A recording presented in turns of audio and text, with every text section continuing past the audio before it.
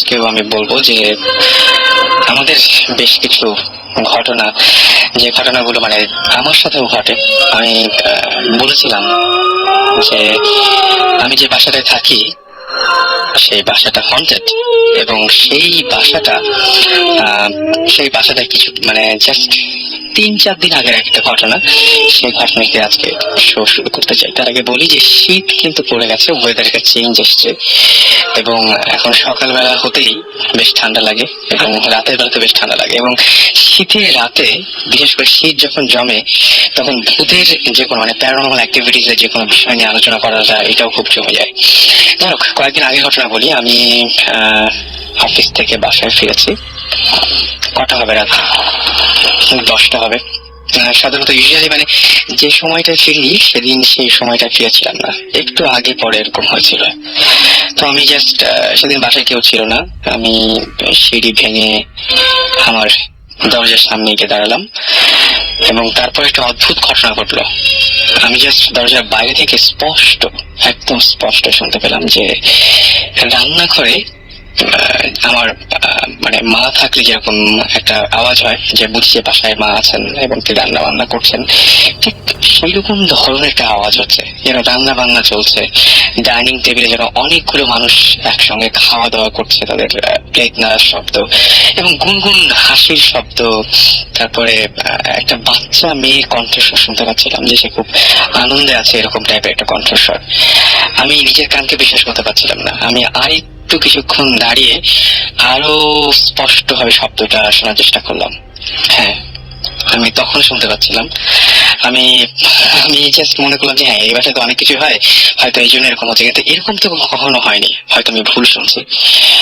কিন্তু খুব ভালো করে একেবারে দরজায় কান লাগিয়ে আমি স্পষ্ট শুনলাম। কোনো কথা বোঝা যায় না, অস্পষ্ট সব আওয়াজ, কিন্তু মনে হচ্ছে যে কোনটা খাওয়া দাওয়ার কিছু একটা চলছে। মানে গেস্ট আসলে যেরকম বাইরে থেকে যেভাবে একটা গল্প মানে যেরকম একটা আওয়াজ শোনা যায়, সেই রকম ধরনের কোন একটা আওয়াজ আমি শুনতে পাচ্ছিলাম।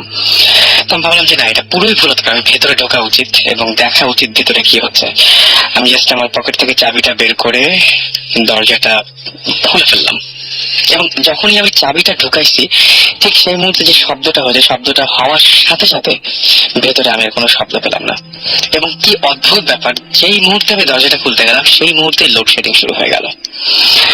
আমি তখন ভয় পেয়েছি আর কি। তখন ভয় পেয়ে আমি আর ভেতরে ঢুকলাম না।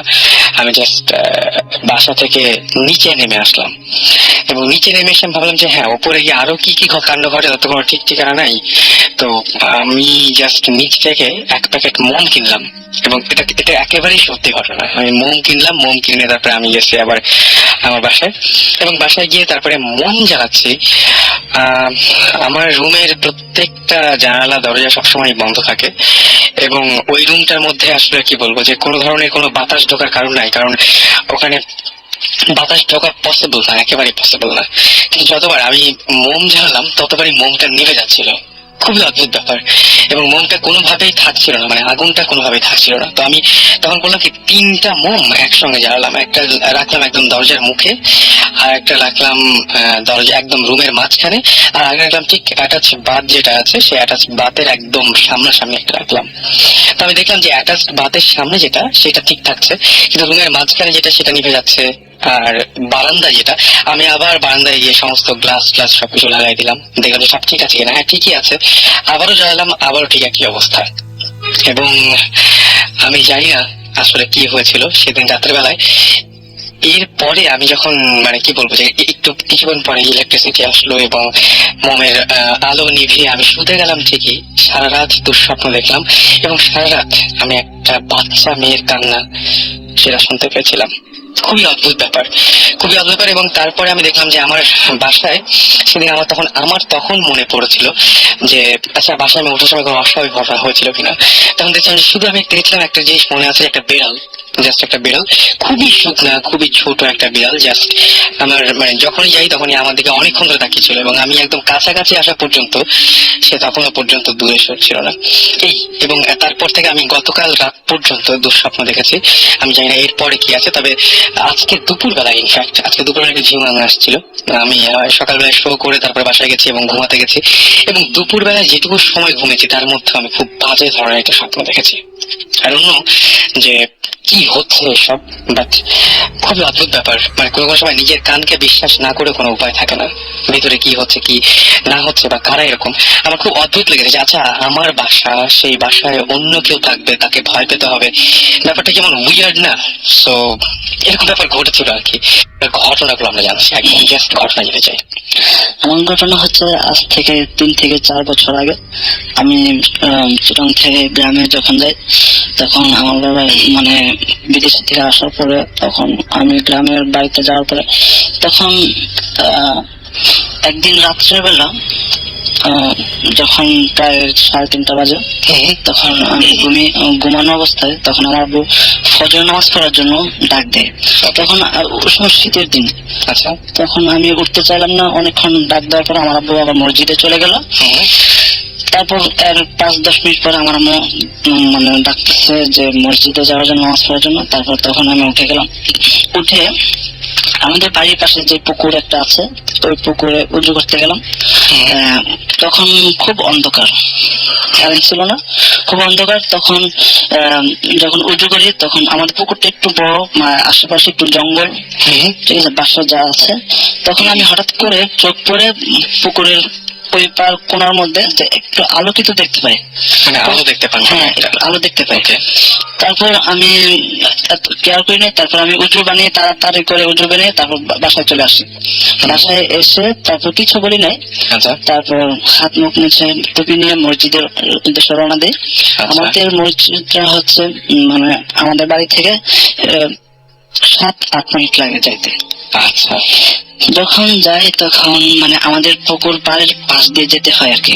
তখন বললাম তো পুকুর পাড়ের পাশ দিয়ে মানে কিছু জঙ্গল টাইপের, তারপর খাল আছে, খালের নিচে আবার একটু জঙ্গল টাইপের পরে গ্রামে যেরকম হয়। তখন হাঁটতে হাঁটতে পুকুরের কোনায় যখন যাই, তখন আশেপাশে আম গাছ, তারপর বড়ই গাছ, তারপর বিভিন্ন ধরনের কাঠ গাছ আছে। তখন আমি হঠাৎ করে চোখ পড়ে পুকুরের মাঝখানে। তখন পুকুরের মাঝখানে যখন চোখ পড়লো, তখন দেখি পুকুরের মাঝখানে মানে এক সাদা কাপড় পরে, অনেক লম্বা, মাথায় ঘোমটা দেওয়া, কিন্তু চেহারা দেখা যায় না। আচ্ছা, তখন আমার চোখ পড়ে এখানে। তখন আমি এখানে দাঁড়িয়ে যাই। তখন হঠাৎ, এটা ছেলে ছিল না মেয়ে ছিল?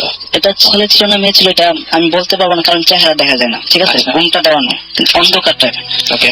তারপর উপরের দিকটা মানে নিচের দিকে আলোকিত, কিন্তু উপরের দিকটা একেবারে অন্ধকার, মানে মুখ অন্ধকার। মুখ অন্ধকার, কিন্তু মুখ অন্ধকার। ওকে, তার মানে একটা কাপড়ের ঘোমটা এবং তার মাঝখানে একদম পুরোপুরি অন্ধকার। হ্যাঁ, অন্ধকার। অলরাইট। তারপর আমি দাঁড়িয়ে গেলাম। তারপর তখন হঠাৎ করে দেখি যে আমার ভয় চলে গেল। কিন্তু উনি সামনে আছেন বা তারপরে আপনার কোনো ভয় লাগছে না? আমার কোনো ভয় লাগতেছে না। পুকুরের মাঝখানে দেখলাম যে দাঁড়ানো অবস্থা। তখন আমি দাঁড়িয়ে যাই, তখন দেখি মানে পুকুর মাঝখান থেকে ও আমার সামনে দিয়ে মানে এগোতে লাগলো। তারপর আমি সামনে যখন তাকিয়ে থাকলাম, তখন আস্তে আস্তে হঠাৎ করে উপরে এসে আমার থেকে 1 হাত দূরত্ব অবস্থায় প্রায় 3 থেকে 4 সেকেন্ড আমার সামনে মানে দাঁড়ায় থাকছিল আর কি। তখন আমি ওই সময় ভয় পাই নাই, ঠিক আছে। তখন প্রায় 3 থেকে 4 সেকেন্ড আমার সামনে দাঁড়ায় থাকছিল। তারপর হঠাৎ করে আবার মানে দাঁড়ানো অবস্থায় ও আবার চলে গেল। চলে যাওয়ার পরে পাশে যে জঙ্গলটা আছে, জঙ্গলের একটা বড়ই গাছ আছে।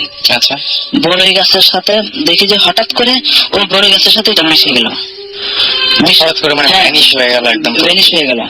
তখন কিন্তু ও যখন আমার সামনে দিয়ে ছিল, তখন কাপড়ের মানে আশেপাশে আলো আলো হয়ে গেছিল আর কি। আচ্ছা, আলো কিন্তু দেখে। তারপর বড়ই গাছের সাথে মিশে যাওয়ার পর হঠাৎ করে আমার মনের ভিতরে মানে গভীর ভয় চলে আসলো। মানে উনি যতক্ষণ আপনি সামনে দেখেছেন ওই জিনিসটা, তখন পর্যন্ত আপনার কোনো ভয় ছিল না? ভয় ছিল না। যে মুহূর্তে চলে গেছে, হঠাৎ করে আমার ভিতরে ভয় চলে আসলো।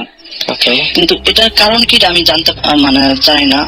কি কারণ আমার যে ধারণাটা হচ্ছে যে ওই সময় হয়তো ফজরের নামাজের সময় আজান পড়ছিল, তখন আমি উজু অবস্থায়, হয়তো এরকম উজু অবস্থায় দেখে সেজন্য কোন মানে না, আপনি চলে যাওয়ার পরে তো যে অবস্থাতে ছিলেন, হ্যাঁ অবশ্যই তখন তো ভয় লেগেছে। এটা হয়তো কারণ না, কিন্তু মানে তখন হয়তো আপনি অতিরিক্ত ভয় পেয়েছিলেন এবং আপনার সেন্স গুলো কাজ করছিল না আসলে। হ্যাঁ সামনে দেখার ফলে, ওইরকম একটা জিনিস সামনে দেখার ফলে পরে আর কোনোদিন এরকম কোনো ঝামেলা হয়েছে বা তারপরে অসুস্থ না, হয়েছেন বা এরকম কিছু? না এরকম কোনো কিছু হয়নি। তারপর পরবর্তীতে ভয় যখন তখন বাসায় চলে গেলাম, তখন আর নামাজ পড়া হলো না। তারপর আমার আম্মুকে ঘটনা বলে পরে মানে এটা পরে বিশ্বাস করে আমি বলার পরে তারপর ঘরে নামাজ পড়ে ফেলি আর কি। আপনি যখন এই ঘটনাগুলো আপনার ফ্যামিলিতে বলেছেন তখন তারা বিশ্বাস করেছে? বিশ্বাস করেছে, প্রথম বিশ্বাস করে। আমি যখন মানে মানে বিশ্বাস করার মতো যখন ওদেরকে খুলে বললাম যে এটা রিয়েল, তখন ওরা বিশ্বাস করতে বাধ্য। সেটা মানে ঘটনাগুলো আসলে সাধারণত কেউ বিশ্বাস করতে চায় না। আমিও এটা বলি, হ্যাঁ। যারা শুনছেন আসলে বিশ্বাস করতে বলছি না আমি বলছি জাস্ট ঘটনাটা শুনুন। কারণ উনি চিটাগাং থেকে এসেছেন এই ঘটনাটা, এবং উনি যে ওনার যে এক্সাইটমেন্ট ওনার মধ্যে দেখছি, উনি যা দেখেছেন তাই কিন্তু আপনাদের বলছেন। মানে এখানে কোনো সাক্ষী রাখতে চাচ্ছি না আমরা, বা আপনাদেরকে বিশ্বাস করার জন্য কোনো কিছু বলছি না। আপনার ফ্যামিলিতে এরকম কোন ঘটনা কি আগে বা পরে কোনদিন ঘটেছিল? হ্যাঁ, আমার ফ্যামিলিতে একটা ঘটনা ঘটেছিল, আমার আম্মুর ক্ষেত্রে বলবো। আচ্ছা। যখন আমার আম্মু যখন আমরা যখন বড় হই, তখন আমার আম্মু মুখ থেকে শুনি। আচ্ছা। যখন ছোট অবস্থায় আমার বয়স তখন 1 থেকে 1.5 বছর। আচ্ছা। তখন অনেকদিন আগে না? এটা কত দিন আগে হবে তাও? হবে 1989-90 দিকে। ওকে ওকে। এটা তখন আমি যখন ছোট 1 থেকে 1.5 বছর, তখন আমার বাসায় ছিল, আমার আম্মু ছিল, আমার আব্বু ছিল আর আমার দাদু ছিল। আচ্ছা। তখন আমার আব্বু বাড়িতে থাকতো। তখন আমাদের মানে বাড়ি থেকে প্রায় 3 থেকে 4 কিলো দূরে একটা গাং ছিল আর কি। আচ্ছা। গাঙের ওই পার একটা খাঁটি ছিল, যেখানে আমাদের মাছ প্রতি বছর মাছ ধরা হতো। আচ্ছা। ওই মাছ মানে রাত্রেবেলা পাহারা দেওয়া হতো আর কি। মানে আমার পাহারা দিত, কারণ পাহারা না দিলে হয় কি মানে মাছ চুরি হয়ে যায়। আচ্ছা। প্রতি রাত্রে ঠিক 9টার দিকে খাওয়া দাওয়া করে তারপর চলে যেত। আচ্ছা। ওইখানে আমার আব্বু রাত কাটাতো। ওইখানে একটা ছোট ঘর করেছিল মানে থাকার জন্য। তারপর একদিন নাকি হঠাৎ করে, যখন আমার দাদুর এক রুমে থাকতো, আমার আম্মু আর আমি এক রুমে থাকতাম, তখন 2 থেকে 2:30টার সময় তখন হঠাৎ করে মানে দরজা নক করতেছিল কে যেন। আচ্ছা। তখন হঠাৎ করে আমার আম্মুর নাম ধরে মানে নক করতেছে, 3বার নক করছে। ঠিক আছে, 3বারের উপরে আর নক করে নাই আমার আম্মু নাম। তখন আমার আম্মু সজাগ হয়ে গেল, তখন দরজা খুললো। দরজা খোলার পরে আম্মু কেন দরজা খুললেন? মানে কোনো পরিচিত কণ্ঠস্বর কি মনে হয়? হ্যাঁ, পরিচিত। মানে ওইটার জিনিসটা কি, আমার আম্মু যেটা বললো, আমার আম্মু বলতেছে মানে আমার আব্বুর মানে চেহারার মানে করে ধারণ করে ওনাকে আসছিল। আচ্ছা। ঠিক আছে, যখন আসছিল তখন মানে কণ্ঠস্বর ঠিক অবিকল আমার আব্বুর মতো। আচ্ছা আচ্ছা, তাই তো খোলার কথা। হ্যাঁ, কণ্ঠস্বর। তখন দরজা খুলে তারপর আমার আম্মু মানে ধারণা করছে কি এত রাত্রে গেল 9টার দিকে, সকালে প্রতিদিন সকালে আসে, কিন্তু 9টার দিকে যাওয়ার পরে আবার হঠাৎ করে আবার মাঝরাতে কেন আসলো?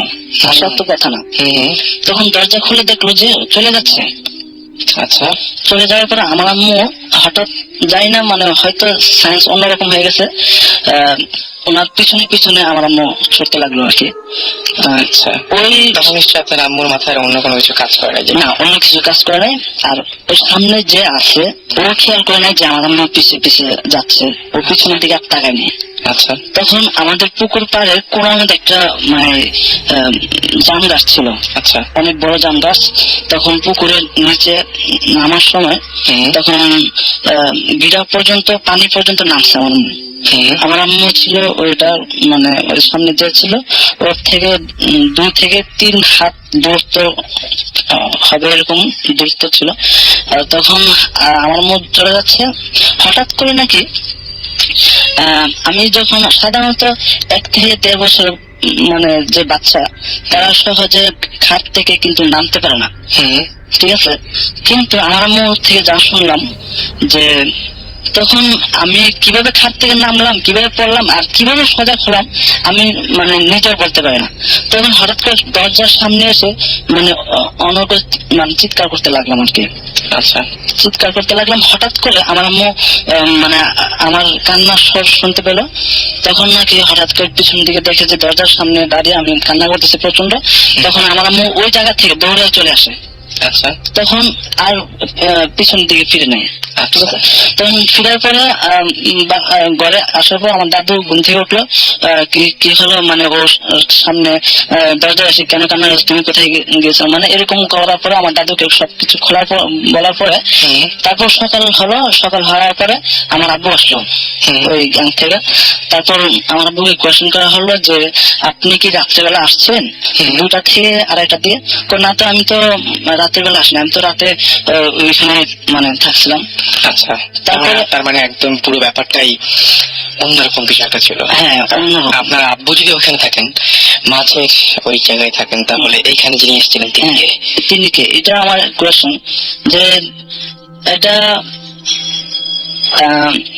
যেটা ধারণা করছি যে অনেক ক্ষেত্রে জিন যেগুলি বলা হয় এগুলি অনেক ধরনের রূপ ধারণ করে, রাইট? এসে মানুষের ক্ষতি করতে পারে।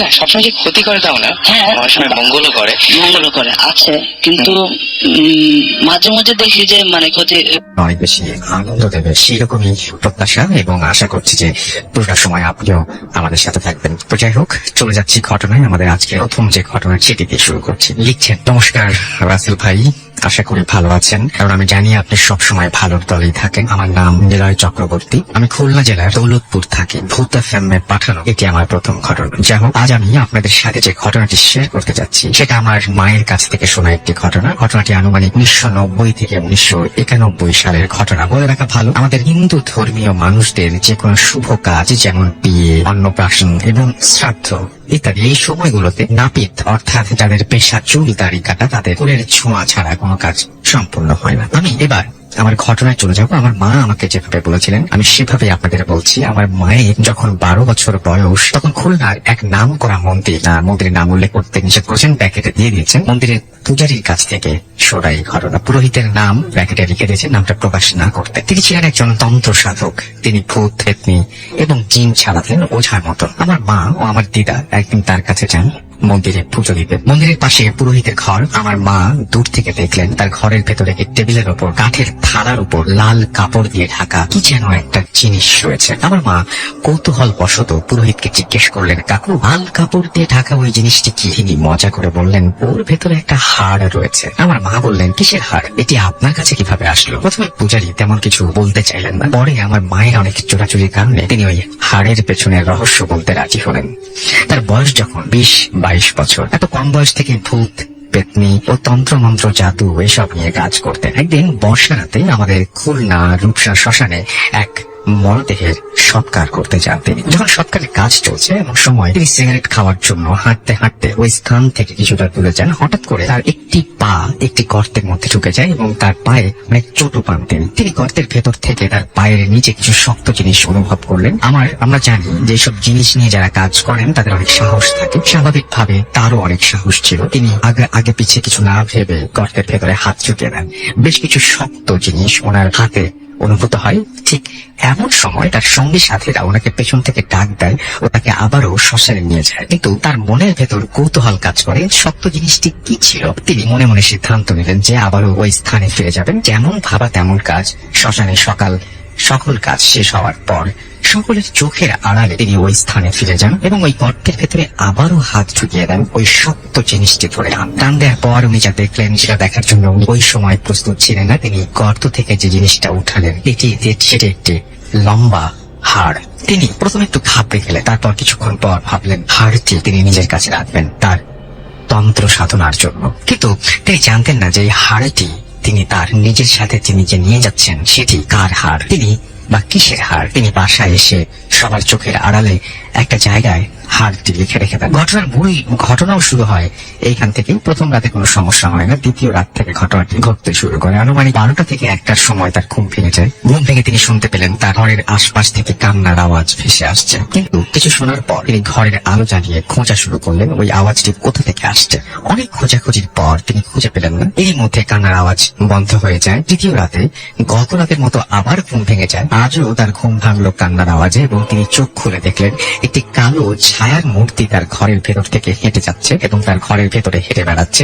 ছায়া মূর্তিটি দেখে একটি মেয়ের ছায়া মূর্তি বলে মনে হলো। ওই কান্নার আওয়াজটি ছায়া মূর্তি থেকেই ভেসে আসছে। তখন তিনি উঠে বসলেন এবং ভয়হীন ভাবে জিজ্ঞেস করলেন, তুমি কে, আর এভাবে কাঁদছো কেন? তখন ওই ছায়া মূর্তিটি উত্তর দিল, তুমি আমার পায়ের হাড় নিয়ে এসেছো, আমি চলতে পারছি না। তিনি বললেন যে তুমি আমাকে আমার হাড়টা ফিরিয়ে দাও। তখন পূজারী বললেন, আমি তো কোনো হাড় পাইনি, কোন হাড়ের কথা বলছো? তখন ছায়ামূর্তি বলে, সেই শ্মশানে যে ঘটনা সেটি তার পায়ের হাড় এবং সেটি সে ফেরত যায়। পূজারী ছায়ামূর্তিকে বললেন যে হাড়টি তিনি ফেরত দেবেন না, কিন্তু তিনি আর একটা প্রশ্ন করলেন যে ওই হাড়টা ওই স্থানে কিভাবে আসলো। তখন ছায়ামূর্তিটি উত্তরে বলল যে তখন থেকে 20 বছর আগে সে মারা যায়। রূপসী নদীর বিপরীত পারে একটি গ্রামে তার পরিবার নিয়ে থাকতো। তার বাবা পেশায় ছিলেন একজন নাপিত। মেয়েটি তার গ্রামের একটি ছেলেকে ভালোবাসতো। তার পরিবার কোনো অবস্থাতে এই সম্পর্ক মেনে নেয়নি। কিছুদিনের মধ্যে বাবা অন্য এক মেয়ের সাথে বিয়ে দেয়। তখন মেয়েটি রাগে দুঃখে তার গ্রাম ছেড়ে 4-5টি গ্রাম পরে গিয়ে একটি পরিত্যক্ত স্থানে এসে গাছের সাথে গলায় ফাঁস দিয়ে আত্মহত্যা করে। ওই গ্রামের লোকেরা লাশের পরিবারের কোনো খোঁজ খবর না পেয়ে বেওয়ারিশ লাশ হিসেবে নদীর এপারে রূপসা শ্মশানের পাশে একটি গাছের নিচে মাটি চাপা দিয়ে রাখে। এই ঘটনাগুলো সবচেয়ে অদ্ভুত ব্যাপার এটাই যে এটা সে লাশের কাছ থেকে শুনছে। সময় পরিবর্তনের ফলে গাছটি মারা যায় এবং সে একটি গর্তের তৈরি হয় এবং গর্তের ভেতরে যে গর্তটার ভেতরে সেই পুরোহিতটা পড়ে গিয়েছিল। তখন এই কথা শুনে পূজারী মনে মনে ভাবলো যে অপমৃত্যুতে মরা নাপিতের অবিবাহিত মেয়ের পায়ের হাড় তার তন্ত্র সাধনার জন্য অনেক কাজে লাগবে এবং সিদ্ধি লাভ করতে পারবে। অন্যদিকে কালো ছায়া মূর্তিটি পূজারীর কাছে অনেক অনুরোধ করলো তার হাড়টি ফেরত দেওয়ার জন্য, কিন্তু কোনো অবস্থাতে পূজারী সে হাড় ফেরত দিতে চাইল না। এই অবস্থায় কোনো ছায়ামূর্তিটি বলল যে হাত দিতে সে কোনোভাবে ফেরত দেবে না, তবে একটা কাজ করা যেতে পারে, সেটি হচ্ছে তার আত্মার শান্তির ব্যবস্থা করে দেবে চাই। এবং এই প্রস্তাবে সেই মেয়েটিও রাজি হলো এবং কিছুদিন পর এক বিশেষ দিনে হিন্দু ধর্মীয় মতে শ্রাদ্ধ শান্তির মাধ্যমে পূজারী তার আত্মা উদ্ধার করল। তারপর থেকে হাড়টি অনেক যত্ন সহকারে এই প্রস্তাবটি মেনে দিয়েছিল এবং পূজারী সাথে এগ্রি করেছিল এবং সেই অনুযায়ী সবকিছু হলো এবং সে এটা করলো। সেই হাড়টি দিয়ে সে অনেক যত্ন সহকারে এসেছে তার কাছে রাখলো এবং বিভিন্ন মানুষকে তন্ত্র সাধনার মাধ্যমে ভূত পেতনি ও কালো জাদুর প্রকোপ থেকে সেই পুরোহিত রক্ষা করত। তো এইটাই ঘটনা ছিল। এই কাহিনীতে পুরোহিত পূজা নিজের মুখে আমার মায়ের কাছে বলেছেন। এই ঘটনাটি আমার মায়ের কাছ থেকে শোনা এবং এটি একটি সত্যি ঘটনা। আমি আরো একটি ঘটনায় চলে যাব এবং সেই ঘটনাটি আমাদের এখানে যে অতিথি এসেছেন এবং এই ঘটনাটিও খুবই খুবই খুবই অদ্ভুত এবং খুব অন্যরকম একটা ঘটনা। আমরা তো সেই জায়গায় সেরকম একটা জায়গায় আমরা একটা ঘটনা শুনবো, সেটা হচ্ছে দার্জিলিং এর কোনো একটা ঘটনা। দার্জিলিং এর কাছাকাছি দার্জিলিং থেকে কালিম্পং যাওয়ার একটা ঘটনা। এবং এই ঘটনাটি তিনি যখন শুনেন কোন এক ড্রাইভারের কাছ থেকে, তিনিও বারবার করে তাকে প্রশ্ন করেন যে ঘটনাটি সত্যি কি, এবং এই ঘটনাটি তার বিশ্বাস করতে কষ্ট হয়েছিল। আমার কাছে ঘটনাটি খুব অদ্ভুত লেগেছে। আমি চলে যাবো তার কাছে। আপনার নামটা প্লিজ একটু বলবেন, কোথা থেকে এসেছেন, তারপরে আপনার ঘটনা যাবো আমরা।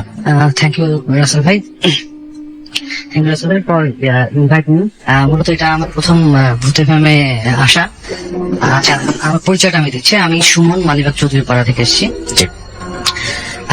রাসেল ভাই, এই গল্পটা আমি কালেক্ট করেছি আমি 2018 ফেব্রুয়ারিতে আমি ইন্ডিয়ার দার্জিলিং এ ঘুরতে গিয়েছিলাম আমার অফিসের কলিগরা একসাথে। তো সেখানে মূলত আমরা যেদিন গিয়েছিলাম তার পরের দিন আমাদের কালিম্পং এ যাওয়ার কথা ছিল। তখন আমরা একটা জিপ ভাড়া নিই। তো জিপ ভাড়া নিয়ে আমরা রওনা দিই সকালের দিকে। তো সকালে যাওয়ার পথে কালিম্পংটা অ্যাকচুয়ালি যারা ওখানে গিয়েছেন তারা ভালো জানেন যে ওটা কিন্তু মূলত পাহাড়ি একটা জায়গা, যেখানে এক পাশে হলো পাহাড়, আরেক পাশে মানে খাদ। সেখানে কিন্তু পাহাড়ি অনেক গাছ আছে এবং এক পাশটা যেটা বলতে পারেন অনেকটা জঙ্গল, ম্যাক্সিমাম জায়গাটাই হচ্ছে জঙ্গল মতো দেখায়। তো ওখানে যাওয়ার পথে আমার আবার মূলত মানে গল্প কালেক্ট করার একটা ইচ্ছে সবসময় থাকে। তো আমি আমাদের ড্রাইভারকে আমি জিজ্ঞেস করলাম যে আপনি যে এতদিন ধরে এই পথ ধরে গাড়ি চালান, আপনি কি কখনো এরকম কোনো প্যারানর্মাল অ্যাক্টিভিটির সম্মুখীন হয়েছেন বা ভূত বা জিনের সম্মুখীন হয়েছেন কিনা? তো উনি বলেন যে হ্যাঁ, ওনার সাথে একটা ঘটনা ঘটেছিল, যেটা হচ্ছে আপনার 2014 সালে। সেটা জানুয়ারির দিকে।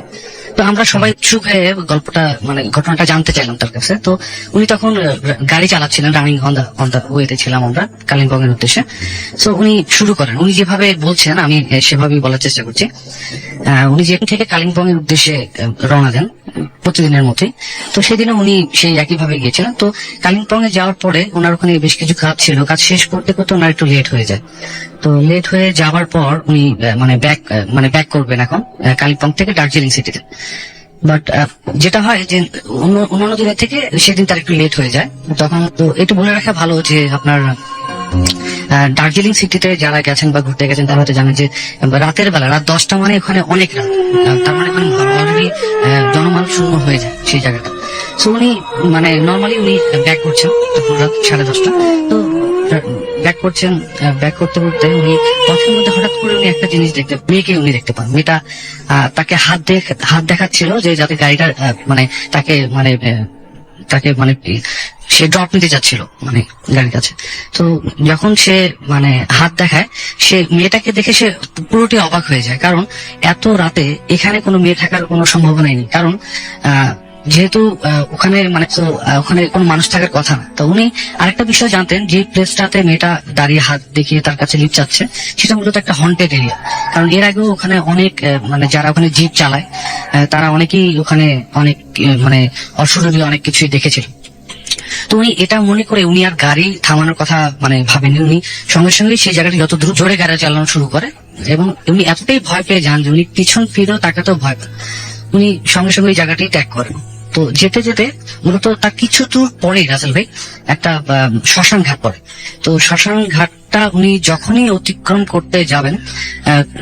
করে যান, তারপরে ওনার মানে গাড়িটা আর কেমন যেন একটু ভারী হয়ে যায়। মানে গাড়ি এক্সেলেটার দাবাচ্ছেন, মানে এক্সেলেটার যতই চেষ্টা করছেন গাড়িটাকে আরো একটু স্পিড তোলার জন্য, বাট গাড়িটা মতো আগের মতো রান করছে না, গাড়িটা স্লো হয়ে গেছে। তো উনি হঠাৎ করে ওনার মাথার মধ্যে ওই জিনিসটা আসেনি যেখানে কোনো প্যারানর্মাল ঘটনা ঘটতে পারে। উনি ভাবলেন যে হয়তো বা গাড়ির ইঞ্জিনে বা গাড়ির টায়ারে কোনো প্রবলেম হয়েছে, এর জন্য হয়তো গাড়িটা স্লো হয়ে গেছে।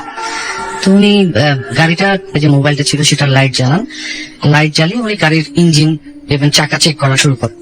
উনি যখন চেক করে কোনো প্রবলেম খুঁজে পান না। তো উনি যখন তার যে যার রুমে চলে যায়, উনি তখন সেই সময় শুয়ে থাকেন, মানে ঘুমানোর চেষ্টা করেন, বাট ঘুমাতে যাচ্ছেন বাট ঘুম আসছে না। ওনার মানে এত পরিমাণে খারাপ লাগছে। উনি তখন হঠাৎ করে সেই মানে ওনার সাথে কিছুক্ষণ আগে যে ঘটেছিল যে ঘটনাগুলো ওগুলো মনে করা শুরু করেন। তো উনি মনে করেন যে তখন উনি ভাবেন যে হয়তো বা সেই অশরীরী আত্মাটি তার উপর ভর করেছে, এর জন্য তার মানে শরীরটা এত ভার হয়ে গেছে, বা মানে এত মানে তার এত মানে তার জ্বর আসছে বা তার শরীরে এরকম হচ্ছে। আমি আপনাকে বলেছিলাম আসলে যে ওখানকার দার্জিলিং এর যারা মানুষ তারা কিন্তু এটা বিশ্বাস করে যে যদি কোনো ভূত পেট কার উপর আসর করে, তাহলে যদি তারা গালিগালাজ করে সেই ভূত পেটটিকে, সে তাহলে তার শরীর ছেড়ে চলে যায়। এটা তারা বিশ্বাস করে ওখানকার মানুষরা। উনি যথারীতি মানে ওটাই ওই জিনিসটা করার চেষ্টা করেন। উনি হঠাৎ করে মানে গালিগালাজ করা শুরু করেন। তুমি মনে করেন যে এটা বললে হয়তো ওনার কাছ থেকে ওই জিনিসটা হয়তো চলে যাবে। আচ্ছা, তো এক পর্যায়ে যেটা হয় যে উনি গালিগালাজ শুরু করেন কিছুক্ষণ পরেই অদ্ভুত একটা ঘটনা ঘটে যায়। যেটা হলো যে ওনাদের যে বাথরুম ছিল সেখান থেকে হঠাৎ করে একটা মেয়ের অদ্ভুত ধরনের কান্নার আওয়াজ তারা শুনতে পায়, খুব বিকট শব্দে। এই শব্দটা শুধু উনি না, ওনার বাসার সবাই শুনতে পান। তো সবাই যে যার রুম থেকে দূরে চলে আসে।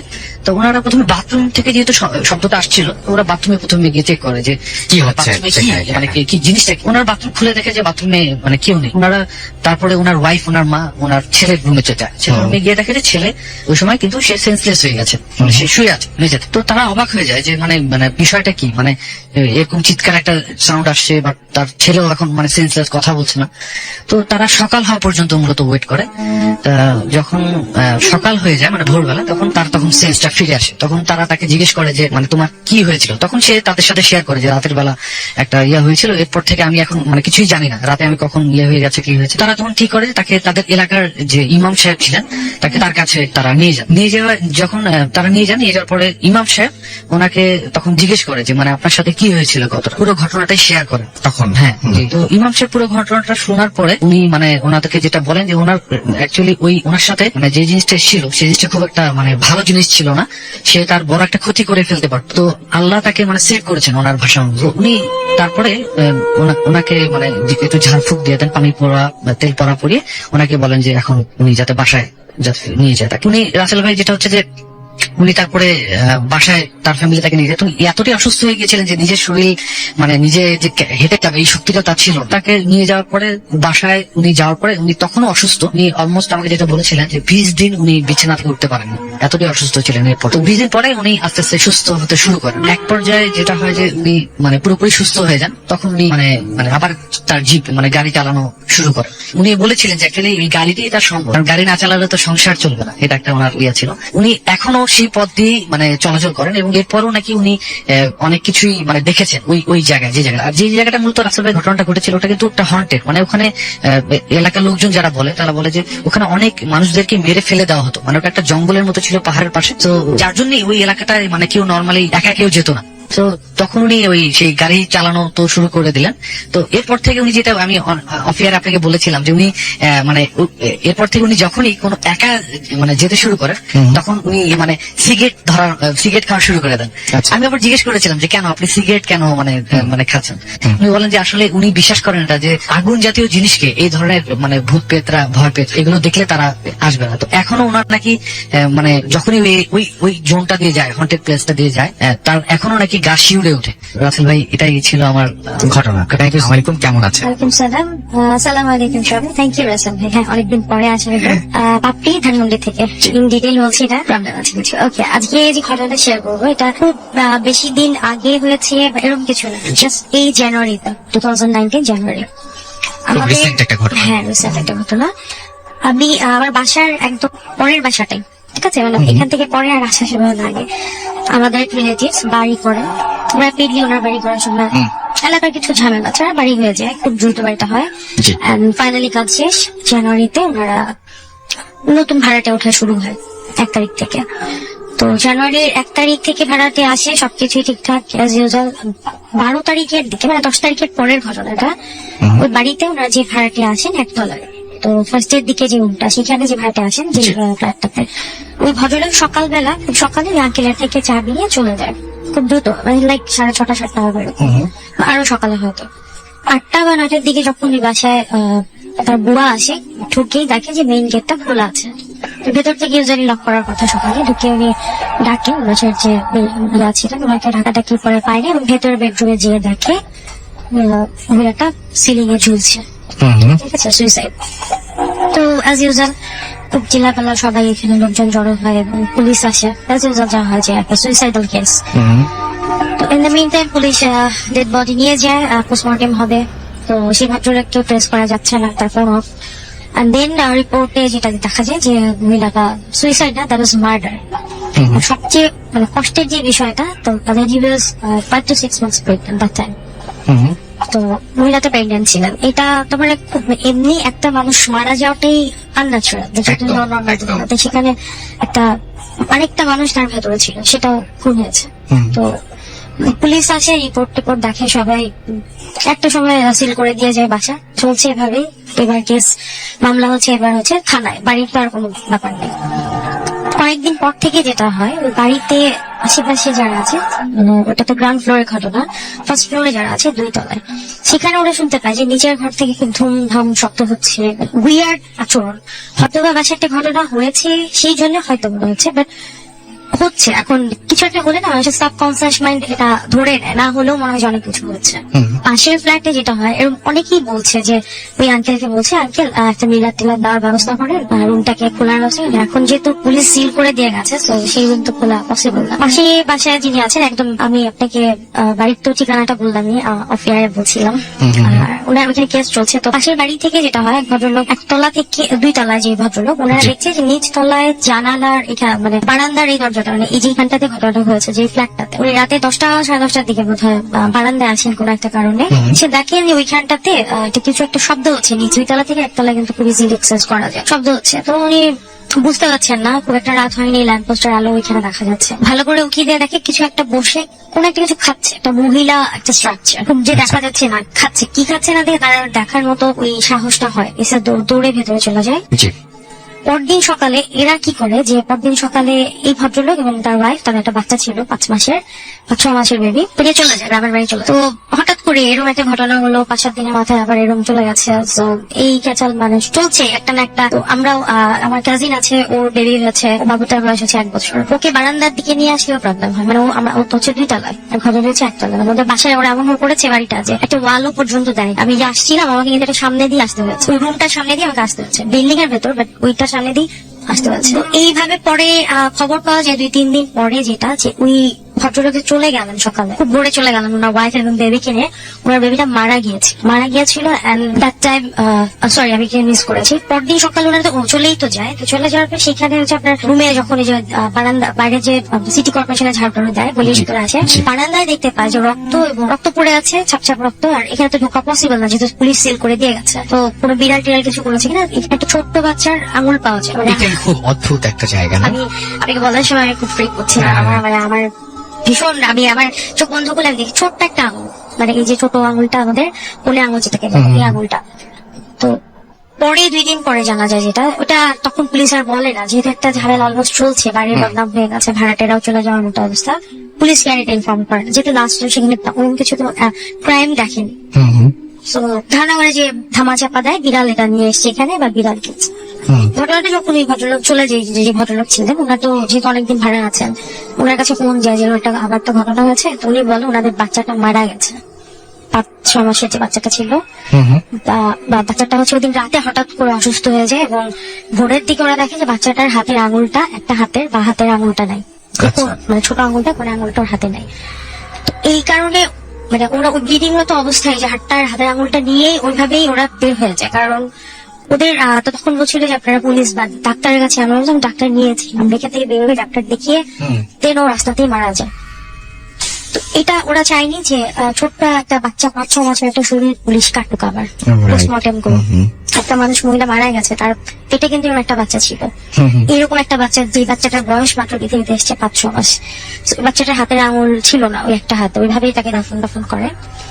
এগুলো চলার মধ্যে এলাকায় বলা হয় যে এরকম আপনারা সবাই বলছে যে আঙ্কেল আছে ওনার নামে বলছে যে তুমি মিলাদ দাও, বাড়িতে মিলাদ দাও না, যেহেতু মুসলিম হিন্দু যেই হোক কিছু কিন্তু রিচুয়ালস থাকে।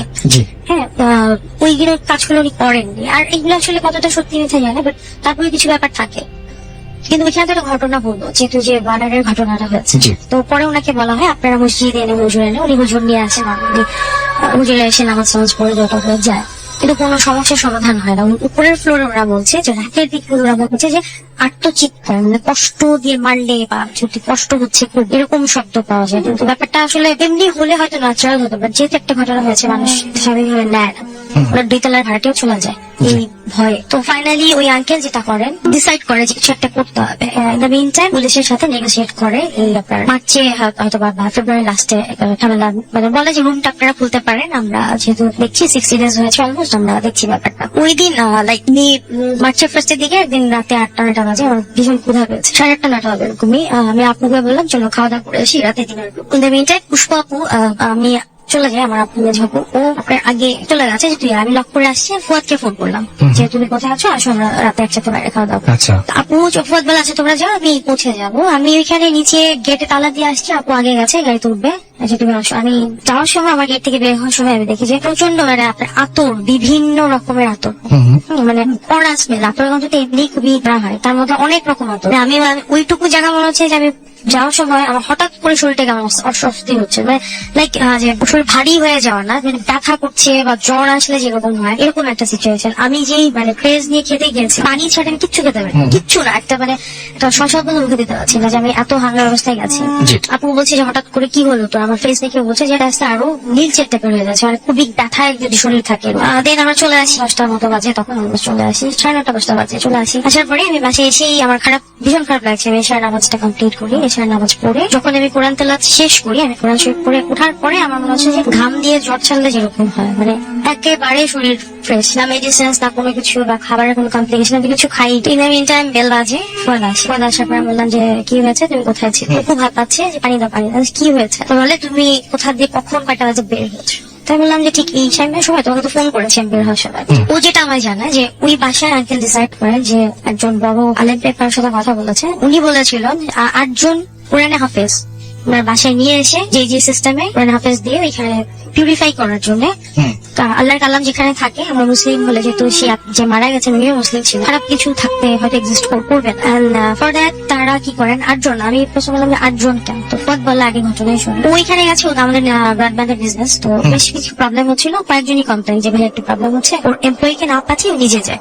যে একটু দেখে আসি কি অবস্থা। তো যাওয়ার পরে যেটা যখন বের হয়ে আসবে ও দেখছে যে ওখানে ওদের বসার সময় লাইট গুলো স্পার্ক করছে, আপ ডাউন করছে, লাইট গুলো স্পার্ক করছে এবং আমরা কিন্তু ইলেকট্রিক ওয়েভটা বোঝা যায়, যদি কোনো প্যারানর্মাল জিনিস ইলেকট্রিক ওয়েভে সেটা আছে, ওর মোবাইল ও পিসিতে দেখলো যে ওখানে যারা যেখানে গেছে। ও যখন বের হয়ে আসবে ওকে বলছে যে না না তুই একটু পরে যাও, বলে কেন, না আমাকে আর্জেন্ট যেতে হবে, বলে না পরে যাও, তো বলে আঙ্কেল কি হয়েছে, আমরা যেহেতু ওয়েট করছি বাইরে, তখন ওরা বললো যে দেখো নিচে তো ওরকম করে হাফেজ এসছে তুমি যেও না, কি হয়েছে এই হচ্ছে 8 জন আছে, ওরা একটা পিলার মানে আমাদের যে পিলার গুলো আছে, পিলার না মানে বাড়ির যে জানালা গুলো আছে দরজাগুলো আছে, ঠিক আছে, লাইক হচ্ছে আপনার যে রুমটায় মারা গেছে ওই রুমে 2টা জানালা 1টা দরজা, মাঝখানে হচ্ছে 2টা জানালা মতো হবে হয়তো, আর মানে বাইরের রুমের দিকে 3জন, মোট হচ্ছে 8টা। আমরা কিন্তু শুনে থাকি দেখবেন আসল ভাই যে 3 জন 7 জন 11 জন 8 জন কেন, মানে ওইখানে বের হওয়ার যতগুলো রাস্তা ছিল ওই রাস্তাগুলো দিয়ে না, শুধুমাত্র মেইন গেটে মানে যে গেটটা দিয়ে ঢুকে ঘরের যে এন্ট্রান্স, এই গেটে কাউকে দাঁড়া করায়নি এবং এইখানে কোনো আতর বা আপনার জমজমের পানি বা দোয়া এখানে দেওয়া হয়, যদি সে বের হয়ে যায় ওই রাস্তাটা দিয়ে যেন বের হয়, এবং তার বাসার আশেপাশে যারা ছিল 40 হাত না কি গজ বলবো ওই জায়গাতে যেন কোনো মানুষ না যাওয়া আসা করে, রাস্তায় যারা আছে তারা যাবে, তাদের তো আটকানো সম্ভব না, বাড়ির যারা আছে তারা যেন বের না হয়। আনফর্চুনেট দ্যাট আমি ওই রাস্তাটা দিয়ে পাস করি, ঠিক আছে, মানে আমি তো না জেনে গেছি, আপুও কিন্তু গেছে, আপু হয় নাই, কোনো প্রবলেম হয়নি, বিকজ হচ্ছে আপু আগে চলে গেছে, আমি 1 থেকে 1.5 মিনিটের গ্যাপে বের হয়েছি। তো এই ঘটনাটার পরে দরজা জানালা খুলে দিল, সো তখন রিলেট করলাম মেবি সামথিং হ্যাপেন, কারণ না হলে হঠাৎ এরকম হওয়ার কোনো কারণ নাও হতে পারে, মানে ঘটনাটা দেখেন যে মানে ওই জায়গাটা পিউরিফাই করার জন্য কতগুলো স্টেপ কতগুলো কষ্ট করতে হচ্ছে, এবং ওখানে রুকায়া মেথডটা দেওয়া হয়, রুকায়া করা হয়, কারণ এখানে কোনো তাবিজ করা এসব কিছু করবেন ওনারা। ফাইনালি যেটা লাস্টে হয়, এটা 3-4 দিন আগের ঘটনা, এখানে আমাদের যে কেয়ারটেকার ছিলেন উনি আর কি বাড়ির একজনকে ভাড়া দিয়েছে, তো 3-4 দিন আগেরটা যেটা যাকে ভাড়া দিয়েছেন একজনকে বলেছে আপনি 15 দিন থাকেন, কোনো পেমেন্ট দিতে হবে না, সামনে মাস থেকে। উনি কি যেহেতু ঘটনা শুনেছে ওনার ভাগ্নেকে রেখেছে, বলছে তোমার ভার্সিটি কাছে তুমি 2 দিন থাকো এখানে। আচ্ছা, ভাগ্নে 2 দিন থাকা তো দূরের কথা, মানে সে সন্ধ্যায় এসছে, পরের দিন প্যাকট্যাক গুছিয়ে বাসে চলে আছে। পরে হচ্ছে আপনার ওনার এই কেয়ারটেকার যিনি আছেন উনি খুবই সাহসী একজন মানুষ, আমরা যা দেখি আর কি সবকিছুর আগে এই ভদ্রলোকে রাখা যায়, তো উনি বলে যে যেহেতু খুলেছে তুমি রুম টুম খোলা, তুমি একটু যাও, তুমি থাকো, দেখো কি অবস্থা, একদম জানালা ফ্যান ট্যান সবকিছু ছাড়া দরজা রুম খোলা। আমি সেদিন তো জানলাম যে দরজা খুলেছে ওই ঘরে, ওই ভদ্রলোক কি করে যে রুমটাতে এই ঘটনাটা হয়েছে, মার্ডারের ঘটনাটা হয়েছে, সেই রুমটাতে না সামনের রুমটাতে শুয়ে মোবাইল চিপতে চিপতে হয়তো ঘুমিয়ে গেছে। হঠাৎ করে তার মনে হলো আসরের টাইমটাতে যে মানে কোনো একটা শব্দ হচ্ছে ভেতরে, কেউ মানে বের করার জন্য বা তাকে আটকে রাখা হয়েছে এবং ধুমধাম করে গেটের মধ্যে আওয়াজ হচ্ছে। তো উনি এত সাথে মানে পরিমণি করে বের হয়ে আসে বাইরে, এবং ওনার অসুস্থ থাকে উনি বেশ করে, আমি বাড়ি যাচ্ছি ছুটিতে উনি গেছে, এটা হচ্ছে 3-4 দিন আগে ঘটনা। এই হলো ঘটনা। এখন যা শুনলাম লাস্ট, আমি আসার সময় দোয়া পড়তে এসেছি, কারণ মানুষের মানে একটা জানালার দরজার ব্যারিয়ার থাকে, এদের বাসার এই বাউন্ডারিটা একবার যেখান থেকে বর্ডার শেষ সেখান থেকে শুরু হচ্ছে, তো ভাড়াটে নতুন নিয়েছে 1 তারিখে হয়তো উঠবে, আর বাকিটা এই ছিল ঘটনা। থ্যাংক ইউ সো মাচ আপনার ঘটনার জন্য। আমার এখন যে আমি ঘটনাটা শেয়ার করবো আপনার সাথে, সেটি আমার সাথে বিগত 1 থেকে 1.5 বছর আগে আর কি ঘটে যাওয়া একটি ঘটনা। ঘটনাটি হচ্ছে আমি দীর্ঘদিন যাবত কৌতুক পালি শখ করে আমার বাসার ছাদে। সো অ্যাজ ইউজুয়াল আমি 1.5 থেকে 2 বছর আগে একদিন বিকেল বেলা যখন আমার কবুতর গুলো উড়াচ্ছিলাম, তখন আমার কবুতর মানে যা উড়িয়েছিলাম তার থেকে একটা কবুতর বেশি আমার ছাদে এন্ট্রেন্স করে। সো সেখান থেকে আর কি সমস্যা আমার ঘটনাটা শুরু হয়। তারপর আমি কবুতরটা আসার পরে সব কবুতরের সাথে আমার কবুতর যেটা নতুন যেটা এসেছিল বাইরে থেকে, ওই কবুতরটা ঢুকে যায় আমার খাঁচায়, এবং ঢুকে যাওয়ার পরে তারপর আমি পানি দিই সব কবুতর গুলোকে। ওইটাও দেখলাম যে খুব মানে তৃপ্তির সাথে পানি খেতে মানে একদম হাঁপায় আর কি, আসলে যেরকম হয় মানে খুব পরিশ্রম করে ওইভাবে আর কি এসে আর কি খাঁচায় বসে আছে। তারপরে আমার মনে হলো কবুতরটা মানে সাদা একটা কবুতর এবং শরীরে আর কি সিঁদুর রঙের আর কি রং করা আর কি। পরে কবুতরটা আমি ধরে আর কি মনে হলো গলাটা ফুলা টাইপের বা কিছু একটা দেখা যাচ্ছে, কবুতরটা হাতে নিলাম, হাতে নিয়ে তারপরে মানে গলার মধ্যে দেখলাম যে একটা মানে 2টা সুতা, একটু পুরাতন টাইপের কাঁথা সুতা শরীরে দেওয়ার বা হচ্ছে জামার সুতা টাইপের আর কি, সুতাটা আর কি ওইটার সুতাটার সাথে একটা ছোট একটা কাগজ বাঁধা আর কি, ছোট একটা কাগজ মানে পেঁচে বেঁধে রাখছে, দেখে বোঝা যাচ্ছে যে এটা খোলা একটা উন্মুক্ত তাবিজ। আমি ওইটা খুললাম, খোলার পরে দেখলাম যে মানে হিন্দু সাংস্কৃতিক ভাষায় আর কিছু মানে ডিরেকশন দেওয়া, মানে একটা তাবিজের মতো ছোট একটা মানে একটা তাবিজ পাওয়া গেল। তারপর আমি বুঝলাম যে না, এটা আর কি কোনো একটা ব্ল্যাক ম্যাজিক বা কৌতুকটা ব্ল্যাক ম্যাজিক বা কোনো তাবিজের শিকার। এবং কৌতুকটা অনেকদিন ধরে আর কি উঠতেছিল বা বাইরে ছিল, কৌতুকের শরীরে কিছু ছিল না, মানে একদম শুকনো ছিল। তারপর আমি তাবিজটা ফেলে দিই, মানে যেহেতু বুঝলাম যে তাবিজ, কৌতুকটা ফেলে তাবিজটা ফেলে দিয়ে কৌতুকটা ধুয়ে আর কি আমার খাঁচায় রেখে দিই। তারপর থেকে আমার মানে সাথে একটু প্রবলেম মনে হচ্ছিল, আমার ওই খাঁচার কৌতুকগুলো অসুস্থ হয়ে গেছিল আর কি, অনেক সিক সিক মনে হচ্ছিল। এর পরের দিনই আমার মানে ছোট বোনের বড় ছেলে ফারদিন ভাইকনা আসে আমাদের বাসায় বেড়াতে। ও 6-7 বছর বয়সী। এখন ও শান্তশিষ্ট স্বভাবের একটা ছেলে। এখন সকালবেলা ওর সাথে আমার বিকেলে একটু ওকে বাইরে নিয়ে যাওয়ার কথা ছিল। তারপরে আমি বিকেলে উঠি, সেদিন আর কি 12:30-1টার দিকে আর কি আমার উঠা হয় ছাদে। এবং তখন আমার নিষেধ থাকে যে মানে বাসা থেকে নিষেধ থাকে যে ভর দুপুর, তখন ওটাকে ভর দুপুর বলা হয়, এবং সন্ধ্যার দিকে আমাকে মানে ছাদে যেতে নিষেধ করে আর কি আমার আপুরা বা আমার মুরব্বীরা বলেছেন আর কি। তারপর আমার কিছু করার নেই, সেই সময় আমি ছাদে যাই ওকে নিয়ে, এবং যেহেতু একটা ছোট বাচ্চা নিয়ে যাচ্ছি এবং আমি কাজ থাকে ছাদে, তো সেই ক্ষেত্রে আমি আমার বাসা যে গার্ড ওকে বলি তুমি আমার সাথে একটু চলো, তুমি ওর সাথে থাকো, আমি কবুতরগুলোকে খাবার দিয়ে তারপর নেমে যাবো দুজন একসাথে। তিনজন একসাথে ছাদে উঠি। বাট আমার ভাইটা যেরকম স্বভাবের, মানে দুষ্ট না তেমন একটা, ও খুব লাফালাফি মানে খুব মানে ছোটাছুটি শুরু করে দেয়, মানে অস্থিরতা শুরু করে দেয়, মানে ও এমন একটা মানে ভাগ করতেছে যে মানে ও মানে ছাদের থেকে মানে যাচ্ছে নিচে লাফ দিতে বা এই টাইপের কিছু একটা, মানে ওর দেখিয়ে বোঝাচ্ছে আজকে একটা দুর্ঘটনা ঘটবে। আমি কবুতরগুলো খাওয়াতে আমি দেখলাম এই বিষয়টা, এবং আমার গার্ড এসে বলতেছে যে ভাইয়া আজকে অনেক দুষ্টামি করতেছে, আপনার নেমে যান, নাহলে আমি দেই খাবার। আমি চিন্তা করলাম যে হ্যাঁ, একটা দুর্ঘটনা হওয়ার থেকে আমাদের আবার সাইডে বাড়ির একটু কনস্ট্রাকশন কাজ চলতেছিল, চিন্তা করলাম যে প্রবলেম হওয়ার থেকে আমি নেমে যাই। তাতে লক করে আমি প্যাক করে বাসায় মানে নিচে বাসায় যাওয়ার জন্য যাচ্ছি। এখন ও আমার হাতের থেকে এমন ভাবে টানানো শুরু করছে, মানে ও আমাকে সুতে নিয়ে ফেলে দিবে। আমার বাসার ছাদ হচ্ছে 6 তলা, আমি থাকি 2 তলা। আচ্ছা, তারপর ও দৌড়ায় এসে আমার হাত থেকে ঝাড়তে, দৌড়ায় এসে গেট খুলে পাখির ঘরে ঢুকতে ঢুকছে। পাখির ঘরে দৌড়তে, পাখির ঘরে আমার কাজিন ছিল তাই আপু, তাকে যা মানে ধরে আর কি খালামুনি গুলো জড়া ধরছে। তারপরে আর কি ওদিক থেকে আমি আর দূরে দেখছি। একটু পরে আমি আমার বোনের রুমে বসে আছি, কাজিনটা গিয়ে ফ্রেশ হওয়ার জন্য ওয়াশরুমে গেছে। একটু পরে মানে হাতের থেকে হয়তো মগ ছিল, মগটা পড়ে যাওয়ার প্লাস একটা ধামকা একটা সাউন্ড শুনতে পাই। আমরা তো সবাই মানে আমি আমার বোন বাসায় যাওয়া ছিলাম, দৌড়ায় যায় দেখি যে এরকম ওয়াশরুমের ভিতরে একটা পড়ে আছে, মুখ দিয়ে আর কি একটু একটু লোলের মতন পড়ে আসছে, মানে চলে আসছে, আর মানে উনি মানে আর নড়াচড়া করতে পারছে না। একটু পরে আপুরা তার সাথে সাথে ওদিক থেকে তুলে এনে মানে ক্লিন করে খাটে রাখলাম। রাখার পর থেকে আপু অনেক অস্থিরতা করতেছে, অনেক অস্থিরতা ঘুমাচ্ছে এবং মানে খুবই অস্থিরতা করতেছে। তারপরে আর আপু মানে আমরা তো অনেক ভয় পেয়ে গেছি যে মানে এরকম করতেছে, প্লাস মানে উনি ইশারায় কিছু কাটছে, চোখ টোক বন্ধ, কিন্তু হাতে ইশারায় মানে আঙুলে দেখাচ্ছে, মানে কলম টলম টাইপের কিছু দেখতে পাচ্ছে। এবং আমরা আরো টেনসড হয়ে যাই। উনাকে একটা পেন আর হচ্ছে একটা পেপার আর কি ওনার হাতে দেওয়া হয়। উনি কি জানি লেখে, মানে এরকম আঁকাকি করে বা হাতে লেখে, উনি রাইট হ্যান্ডে লেখে সময়, সে বা হাতে কি জানি একটা লেখলো। আমরা তাতে লেখে না, এবং তার চোখ বন্ধ। ওকে, আমরা পেপার ধরছি, পেপার সহ ওই খাতাটা ধরছি, এবং সে আর কি পেনটা নিয়ে কিছু একটা লেখার চেষ্টা করছে। আমরা ওইটার দিকে আর মনোযোগ দিইনি, আমরা তাড়াতাড়ি মানে করার পরে লেখার পরে পেপারটা সরিয়ে দিছি। দেওয়ার পরে আমাদের পাশে আর কি ছিল একটা ছোট একটা পিতলের ছোট একটা বাটি ছিল, বাটিটার মধ্যে আইতেল করছে লেখা, আমার বাবা আজমি থেকে নিয়ে এসেছিল। আমরা ওইটাতে করে জন্মের পানি খাই, বা ওইটা আমরা এই কাজে ইউজ করি, যে খারাপ লাগলে বা যদি যে কোনো কারণে আমরা জন্মের পানিটা ওই বাটিতে খাওয়ার চেষ্টা করি। এমনি আমাদের মানে ভাল লাগে ওই জায়গাটাতে, মানে বিশ্বাস ওটাতে। তো সেই ক্ষেত্রে এইভাবেই ওইটার মধ্যে পানি নিয়ে আমার বোন চারকুল পরে আইতুল কুরসি পরে ওটা ফু দিয়ে একটু খাওয়ানোর চেষ্টা করে। এরকম করতেছে কেন হঠাৎ, প্লাস হচ্ছে মানে কোনো মানে হঠাৎ করে মানে খুব হাইপার উনি করতেছে, কিন্তু কথা বলতে পারতেছে না, মানে স্ট্রোক করলে যেরকম হয়। তারপরে এরকম দেওয়ার চেষ্টা করে, এবং যখন শরীরে একটু ছিলানোর চেষ্টা করে তারপরে থেকে মানে মুখ ছুটে যায়, ও বাবা ও মা গো, ঠিক আছে চলে যাচ্ছে, বা এরকম পারতেছি না, খুব ব্যথা, ঠিক আছে এরকম মুখ করতেছে, আর চোখ তো বড় হয় লালে উল্টায় আছে। তখন চোখ বন্ধ ছিল, চোখ খুলতে পারছে, চোখ উল্টায় আছে।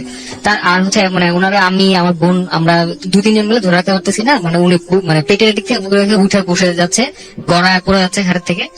তার একটু পরে তখন তো অলরেডি সূরা ইয়াসিন পড়তেছিল তখন আমার বোন, তারপরে আমি আমার বোন, আমরা দুজনই আর কি চারকুল তারপরে আইতুল কুরসি পড়ি, এবং পরে যখন ওনার 2 কানের পাশে 3বার তালি দেই, তারপরে আস্তে আস্তে মানে ওনার মানে এই জ্বালা পড়া বা ওনার অস্ত্রটা আস্তে আস্তে কমে যায়। কমে গিয়ে আস্তে করে উনি মানে ঠান্ডা হয়ে ঘুমায় যান। ঘুমায় যাওয়ার পরে এর মধ্যে আমরা আমাদের পাশে তখন শুক্রবার ছিল, তো সেই ক্ষেত্রে সব আশেপাশের ফার্মেসি গুলো বন্ধ ছিল। আমাদের পরিচিত একটা মানে এমবিবিএস করা ডাক্তার ছিল, ওনাকে নিয়ে এসে চেক আপ করালাম যে কোনো প্রবলেম কিনা, বা বিপি কেমন বা ব্লাড প্রেশার টেশার কেমন আছে, সবকিছু উনি চেক করলো। সবকিছু অ্যাজ ইউজুয়াল ফাইনাল, উনি ঘুমাচ্ছে। উনি ভাইয়া জিজ্ঞেস করলো কি হয়েছে, আমরা বললাম যে না সকালে একটু এরকম প্রবলেম হয়েছিল, একটু মানে অস্থিরতা করতেছিল, এই জন্য আর কি একটু আগে না খেয়ে ঘুমায় গেছে, এই জন্য আর কি ভাইয়া ডাক্তার আনা গেছে। তারপরে আপু উঠলো বিকেলের দিকে উঠার পরে তার শরীরে অনেক ব্যথা এবং মানে আপুরা যখন ওনার গাটা চেক করলো তখন দেখলো পিঠের মধ্যে ছোট ছোট বাচ্চার অনেকগুলো থাপ্পড় দিয়ে যেরকম চাক হয়ে থাকে এরকম কয়েকটা দাগ। আর হচ্ছে আপুরা আমার তখন কিছু বলা হয় নাই। তারপরে যখন আপু একটু ঠান্ডা হলো, ভাতটা খাওয়ানোর পরে আপুকে জিজ্ঞেস করা হলো যে মানে কি তোমার কি কোনো সমস্যা হয়েছিল বা কি হয়েছিল, মানে কোনো প্রবলেম হয়েছিল। তখন উনি বললো যে এরকম তেমন তো আমার কাছে তেমন কোনো প্রবলেম হয়নি, বাট আমি যেটা দেখলাম যে ফারদিন বাসায় এসে দৌড়ায় এসে খালামুড়িগুলো ধরার জন্য যখন আসতেছিল, একটু পরে যখনই মানে একটু ক্লোজ দিকে আসতেছিল তখনই আর কি দেখলো যে ফারদিনের মতনই বয়সী, মাথাটা বড় একটা বামুন টাইপের কিছু একটা মানে ওনার কাছে দৌড়ায় আসলো। ঠিক আছে, মানে আস্তে আস্তে দেখলো যে এরকম আসলো, এবং যতই কাছে আসার পর একটা বাতাস লাগলো ওনার শরীরে। তারপর থেকে আর ওনার কিছু মনে নেই। আর হচ্ছে তারপরে আমাদের তখন মনে আসলো যে আপু তো কিছু একটা লেখছিল, কিছু দাগাইছিল, দেখি কি আছে ওটার মধ্যে লেখা ছিল যে এরকম মানে আমাদের ফ্যামিলিতে ফুয়াদের অনেক বিপদ, আমার অনেক বিপদ, ঘরে 4 কোণা আজান দাও, আর হচ্ছে বাচ্চার পকেটে একটা তাবিজ। ঠিক আছে, এই টাইপের কিছু একটা ছিল, এই টাইপের একটা ভাঙা লেখা ছিল বা হাত দিয়ে। তারপরে যা আমার ভাইনার তো দুপুরবেলা গোসল করানো হয়েছে, যেই কাপড়টা ময়লা ছিল সেই কাপড়টা ঠিকই ওই প্যান্টের পকেটে যা দেখি ওই তাবিজটা, যেটা আমি ফেলে দিয়েছিলাম। তারপর আমি আর বুঝছি যে এই তাবিজটার কারণে বা হয়তো ভর দুপুর কারণে কিছু একটা আসছিল ওই কাপড়টার মধ্যে, তো আমি ওই তাবিজটা নিয়ে পুরায় ফেলার পর পরের দিন আমি যখন ছাদে যাই দেখি যে ওই কবুতরটা কোনো প্রবলেম ছাড়া, কোনো ব্লিডিং নাই, কোনো মানে কোনো ইঁদুর বা বিড়াল বা কাঠ কোনো কিছুর অ্যাটাক ছাড়াই কবুতরটা মরে পড়ে আছে। এখন এই হচ্ছে আমার ঘটনা ছিল, বাট এরপরে আমার কোনো প্রবলেম হয়নি। বাট এই ঘটনাটা শেয়ার করার মানে মূল কারণ হচ্ছে যে আমরা মাঝে মধ্যে রাস্তা থেকে বা হচ্ছে দেখি যে আমাদের বাড়ির আঙিনায় বিভিন্ন পাখি, কাক, তারপর বিড়াল এগুলো আসে, আমরা অনেক বাজেভাবে ট্রিট করি। তো আমাদের একটু বুঝে শুনে বা আমাদের ব্যাপার স্যাপার গুলো একটু চিন্তা ভাবনা করে আমাদের করা উচিত। এই ছিল মানে আপনি বলতে চাচ্ছেন যে এদের সাথে অনেক কিছু অনেক সময় আমাদের বাসায় ঢুকে পড়ে। থ্যাংক ইউ সো মাচ, আপনাকে অনেক জি আপনাকে ধন্যবাদ এত দূর থেকে আসার জন্য, এবং থ্যাংক ইউ রাসেল ভাই। You are most welcome. আমি আজকে ঘটনা করবো শান্তিবাগের ঘটনা। এলাকাটার নাম হচ্ছে শান্তিবাগেরই, ওইটাকে আগে আপনার খানবাহাদুর মাঠ বলতো, এখন বর্তমানে চৌধুরী বাড়ি বলে। তো ঘটনা হচ্ছে বাড়িটার বর্ণনা দিচ্ছি। মেন রাস্তা থেকে বাড়িটা যেতে লং ডিস্টেন্স, হাতের বাম পাশে ছিল আপনার পরিত্যক্ত একটা কারখানা, ডান পাশে ছিল আমাদের বাড়িটা, আর সোজা একটা বাড়ি ছিল। তো এটা 72 থেকে 75 এর দিকের একটা ঘটনা। আমার খালার সাথে ওনার দেখা। তো উনি একদিন রাত্রেবেলা সোজা যে বাড়িটা ছিল ওই বাড়িতে আপনার টিভি দেখতে যায়। তো টিভি দেখতে ফেরার পথে তখন রাত্রে 7-8 সাড়ে 8 এরকম বাজবে। তো উনি আসার পথে তো হঠাৎ মেইন গেটটা যেটা ক্রস করে বাম দিকে আমাদের বাড়িতে ঢুকবে, তখন উনি গেটের কাছে আসতে দেখে যে গাছ থেকে মানে কাঁঠাল গাছ বা তাল গাছ ছিল, ওখান থেকে একটা পা নিচে ঠিক মাটির দিকে শুধু একটা পা থেকে হাঁটু পর্যন্ত। শুধু পা? হ্যাঁ, শুধু পা। মানে উনি জাস্ট হাঁটতেছে, হঠাৎ করে ওনার সামনে পাটা পড়ে যায়। দেখে মানে উনি উপরের দিকে তাকাতে থাকে, কিন্তু উপরের দিকে তাকাতে দেখে ওনার কোনো কিছু দেখা যাচ্ছে, শুধু পাটা দেখা যাচ্ছে। এটা দেখে উনি চিৎকার মানে ওখানে সেন্সলেস হয়ে যায়। তো বাকি যারা ছিল টিভি দেখার জন্য, ওনারা ফেরার পথে দেখে যে উনি সেন্সলেস আছে ওখানে। তো ওনার বাবা মা ওনারা এসে ওনাকে নিয়ে যায়। জিজ্ঞেস করতে, তো উনি বলে যে হ্যাঁ উনি এটা দেখছে। তো তারপরে কয়েকদিন পরে উনি দুপুরবেলাকে খেলা করতেছিল, তো হঠাৎ টয়লেট যাবে, তখন টয়লেটে যায়। যাওয়ার পরে দেখে যে উনি টয়লেটে ছিল উপর দিয়ে খোলা ছিল। তো ওনাকে ডাকতেছে পরে উনি তো চারদিকে বন্ধ থেকে উপর দিকে তাকিয়ে থেকে গাছ থেকে ওনাকে ডাকতেছে। উনি এটা দেখে মানে সাথে সাথে বেরিয়ে মানে উনি চিৎকার দিয়ে ওনার বাবার নাম বলে চিৎকার দিয়ে বাস সেন্সলেস হয়ে। তো সেন্সলেস হয়ে পরে ওনাকে আবার জিজ্ঞেস করার পরে বলে যে উনি এই দেখছে। তো দেখার পরে এরকমই প্রায় ওই সময় সবাই এরকম দেখতো যে বাচ্চারা খেলতে গিয়ে মানে ওনারা যখন খেলতে যেত গাছের নিচে গেলে থুতু মারতো, পানি ছেড়ে দিত, ঢিল মারতো। তো এরকম হওয়ার পরে তো ওনার বাবারা বললো কি যে না এটাকে একটা ভিত করা দরকার, বন্ধ দিবে আর কি। তো ওনার বাবা একটা হুজুরে এনে তো চারিদিকে বন্ধ দিল, কিন্তু কয়েকজন ছিল, তো একজন যাবে না বলে দিচ্ছে আগে থেকে যে না একজন যাবে না। তো যাক ওটা ছিল একটা ঘটনা। তো আমাদের বাড়িতে এখন আমরা যে সাইডে ছিলাম, তো এল সাইডের বাড়িটা, তো এল সাইডের ভিতরে এল সাইজ হচ্ছে 3টা রুম ছিল। তো 3 রুমের একদম কর্নারে আমাদের এই পুরো বাড়ির ভিতরে প্রত্যেকটা সাইডে সাইডে বাড়ি ছিল, রুম ছিল। রুমগুলোর পিছনে ছিল টয়লেট গুলা। জি। হ্যাঁ, রুমগুলোর পিছনে টয়লেট গুলা। তো একদিন তো আমার এক বাবা উনি টয়লেটে যাবে, মানে আমাদের সাইডে এল সাইডের বাড়িতে। তো টয়লেটে যাবে, তো টয়লেট থেকে ফেরার পথে হঠাৎ করে ওনাকে ওনার গায়ে একটা থাপ্পড় আসে। থাপ্পড় আসার পরে উনি মানে ওখানে স্তব্ধ হয়ে বসে থাকে। বসে থাকার পরে তো যখন প্রায় তখন রাত্রে হবে 10টা-11টা এরকম হবে। তো বাড়ির আরো কয়েকজন লোকজন যখন আসে দেখলে যে উনি এখানে বসে আছে। তো বসে আছে, ডাক দিতেছে, কোনো কথা বলতেছে না। তো তাকে দেখে যে ওনার গালের ভিতরটা থাপ্পড়ের দাগ। আচ্ছা। ঠাকুর দেখ, তো ওনাকে জিজ্ঞেস করলে তো উনি কোনো কিছু বলতে পারতেছে না। তো এরকম 4-5 দিন পরে উনি মানে এরকম কোনো খাওয়া দাওয়া নাই, কোনো কিছু বলতে পারে না। তারপর 4-5 দিন পরে উনি মারা যান। আচ্ছা। তারপর হচ্ছে এবার আমি যেটা দেখছি সেটা হচ্ছে একদিন রাত্রেবেলা হঠাৎ করে এরকম পড়ছে, মানে আমার এরকম টয়লেটে চাপলে। তো আমি রুম থেকে মানে উঠে একদম শোয়া থেকে উঠে বসে পড়ি। হ্যাঁ, উঠে বসে পড়ি। তো আমার রুমটা ছিল এরকম দেয়াল অর্ধেক, আর উপরে ছিল বেড়ার মতো। তো বেড়ারটা ফুটা দিয়ে প্রায় 5-6 ইঞ্চি ফুটা দিয়ে আমি দেখি যে সামনে একটা সাদা কাপড় নড়তেছে, মানে যাচ্ছে আর কি, মানে যাওয়াটা শেষ হচ্ছে না, কাপড়টা নড়তেছে। তো হঠাৎ এটা আমি দেখি, আমি ভয় পেয়ে আমি এসে পড়ি। তারপর দেখি কিছুক্ষণ পরেই যে হঠাৎ করে আমার ডান পাশে ছিল দাদি, তো হাত দিয়ে দেখি দাদি নেই। তো বাইরে দেখি কিছু লোকজনের শব্দ হইতেছে। তো লোকজনের শব্দ দেখে পরে আমি একটু শ্বাস পাইছি না, একটু দেখি যে কি হয়েছে। তো বাইরে যেয়ে দেখি যে বলতেছে যে অমুকের আম্মাকে আপনার ধরছে, ঝিন ধরছে। আমার কাছে উপরে বসে আছে। তো এটা আমরা সবাই বাড়িতে কয়েকজন যখন ছিল, বাইরে ছিল, তো আমরা কয়েকজন যারা দেখার চেষ্টা করি। তো ওনাকে 4-5 জন মানে লোক যে ওনাকে টাইনা হিসেবে নামাইতে পারতেছে না, এরকম একটা অবস্থা। তো অনেক কষ্ট করে নিচে নামানোর পরে তো রুমে নিয়ে ওই দিন হাত পা বাইরে রাখেন। মানে ওনার চেহারাটা ছিল এরকম যে উনি রাগারাগি এরকম মানে ধসাধসি করতেছে এরকম। তো বাইরে রাখার পরে পরের দিন সারাদিন বাইরে রেখে সন্ধ্যার দিকে ওজা আসে ঝাড়াবেন। তো ওজা দিয়ে অনেকটা ঝাড়ানোর ব্যবস্থা করে। তো তখন উনি বলে যে উনি রাত্রেবেলা চুল ছেড়ে কেন বেরোইছে, কিন্তু ওনাদের মাঝখান দিয়ে উনি যাচ্ছে, মাঝখান দিয়ে যাচ্ছে দেখে ওনাকে ধরছে, ওনাকে ছেড়া যাবে না। তো অনেকক্ষণ ইয়ে করার পর ওনাকে বের করার পরে তো উনি চলে গেল।